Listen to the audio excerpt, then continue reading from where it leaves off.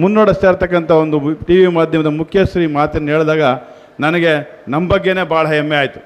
ಆದರೆ ಇತ್ತೀಚಿನ ದಿನಗಳಲ್ಲಿ ನಮ್ಮ ಗುರುಗಳು ತಪ್ಪು ತಿಳಿಬಾರ್ದು. ಹೆಜ್ಜೆ ಎಲ್ಲೆಲ್ಲೋ ದಾರಿ ತಪ್ತಾ ಇದೆ, ಹೆಜ್ಜೆ ದಾರಿ ತಪ್ಪಬಾರ್ದು.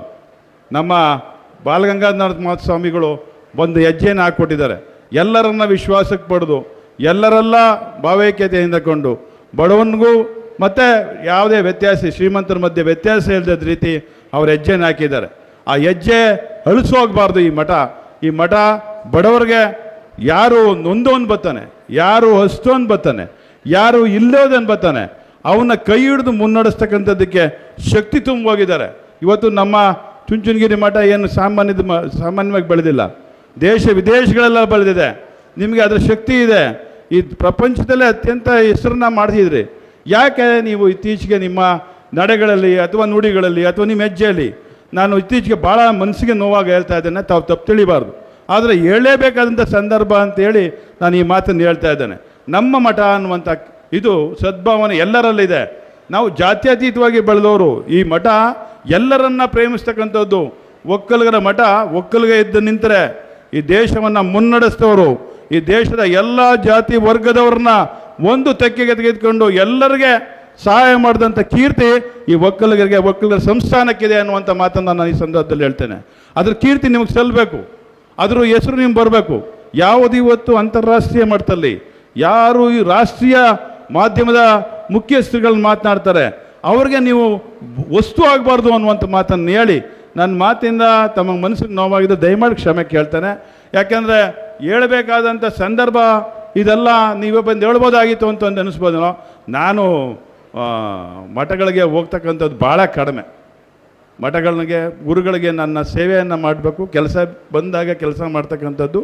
ನನ್ನ ಕಾರ್ಯದಲ್ಲಿ ಯಾವುದೇ ಕಪ್ಪು ಚುಕ್ಕಿ ಹೇಳ್ದ ರೀತಿ ಕೆಲಸ ಮಾಡ್ತಕ್ಕಂಥದ್ದು ನಾನು ಬೆಳೆಸ್ಕೊಂಡು ಬರ್ತಕ್ಕಂಥ ಒಂದು ನನ್ನ ಜೀವನದ ಅಭ್ಯಾಸ.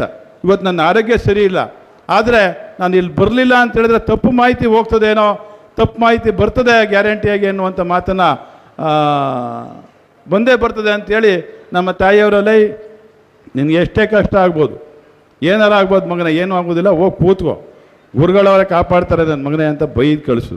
ನಾನು ನಿಜವಾಗ್ಲೂ ನಮ್ಮ ಅವನಿಗೆ ಈ ವೇದಿಕೆ ಮುಖಾಂತರ ಧನ್ಯವಾದಗಳನ್ನ ನಮಸ್ಕಾರಗಳನ್ನ ಅರ್ಪಿಸ್ತೇನೆ. ನಿಮ್ಮೆಲ್ಲರಿಗೆ ನನ್ನ ಶಿರಸಾಷ್ಟಾಂಗ ನಮಸ್ಕಾರ ಹೇಳಿ ನಾನು ಮಾತು ಮುಗಿಸ್ತೇನೆ. ಈ ಮಠ, ಚುಂಚನಗಿರಿ ಮಠ, ಈ ಸಂಸ್ಥೆ ಇನ್ನೂ ಪ್ರಪಂಚಾದ್ಯಂತ ಅತ್ಯಂತ ಕೀರ್ತಿ ತರ್ತಕ್ಕಂಥ ಕೆಲಸ ಮಾಡಲಿ, ಎಲ್ಲರನ್ನ ವಿಶ್ವಾಸಕ್ಕೆ ಪಡೆದು ಎಲ್ಲರನ್ನ ಒಂದು ಆಶೀರ್ವಾದ ಮಾಡೋದ್ರ ಮುಖಾಂತರ ಎಲ್ಲರ ಮಠವಾಗಿ ಹೊರಹೊಮ್ಮಲಿ ಅಂತೇಳಿ ನನ್ನ ಮಾತುಗಳಿಗೆ ಮುಗಿಸಿ ನಮಸ್ಕಾರ ಹೇಳಿ ಬಯಸ್ತೇನೆ. ಜೈ ಹಿಂದ್, ಜೈ ಕರ್ನಾಟಕ. ಮತ್ತು ಪರಮಪೂಜ್ಯ ಸ್ವಾಮೀಜಿಯವ್ರ ಬಗ್ಗೆ ನಮ್ಮ ರಮೇಶ್ ಬಂಡಿ ಸಿದ್ದೇಗೌಡರು ಅವರ ಬಗ್ಗೆ ಹೇಳಿದ್ರು, ಇನ್ಯಾವುದಾದ್ರೂ ಮಠದ ಸ್ವಾಮಿಗಳ ಬಗ್ಗೆ ಹೇಳಿದ್ರು ನನಗೆ ಗೊತ್ತಿಲ್ಲ.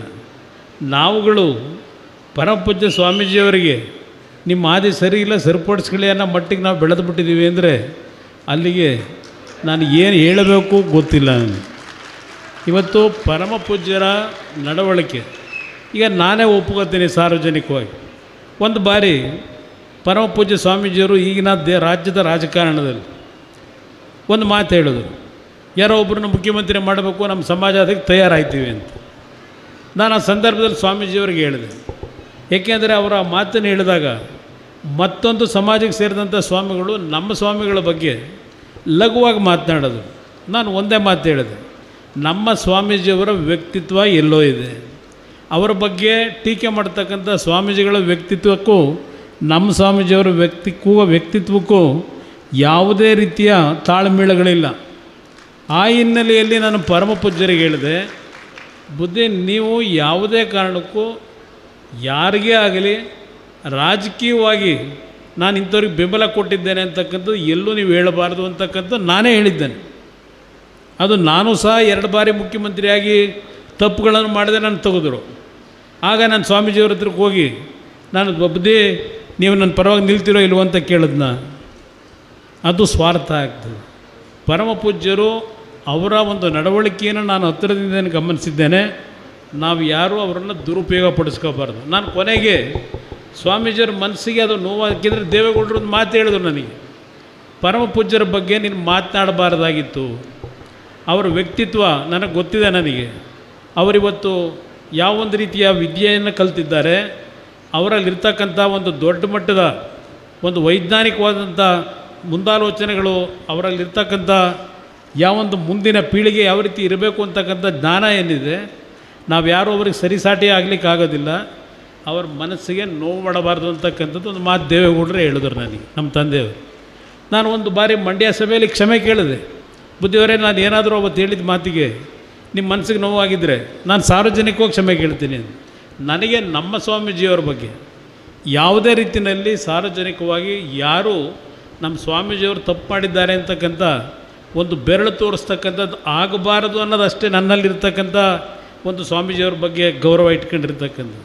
ಅದರಿಂದ ಇಲ್ಲಿ ನಾನು ರಮೇಶ್ ಬಂಡೆ ಸಿದ್ದೇಗೌಡರಿಗೆ ಹೇಳೋದು, ಸ್ವಾಮೀಜಿಯವರಿಗೆ ನೀವು ಹಾದಿ ತಪ್ಪು ಹೋಗ್ತಾ ಇದ್ದೀರಿ ಅಂದ್ಬಿಟ್ರೆ ಅರ್ಥ ಏನು? ಎಲ್ಲಾದರೂ ಉಂಟಾ? ದಯವಿಟ್ಟು ಅದು ಯಾವ ದೃಷ್ಟಿಯಲ್ಲಿ ಹೇಳಿದ್ರೋ ನನಗಂತೂ ಗೊತ್ತಿಲ್ಲ. ಆದರೆ ಈ ಒಂದು ಸಂದರ್ಭ ನಾನು ಅಲ್ಲಿಗೆ ನಿಲ್ಲಿಸ್ತೀನಿ. ನಮ್ಮ ಯೂಟ್ಯೂಬ್ ಚಾನೆಲ್ನ ಸಬ್ಸ್ಕ್ರೈಬ್ ಆಗಿ, ಲೈಕ್ ಮಾಡಿ, ಪಕ್ಕದಲ್ಲಿ ಕಾಣಿಸೋ ಬೆಲ್ ಐಕನ್ನ ಕ್ಲಿಕ್ ಮಾಡಿ.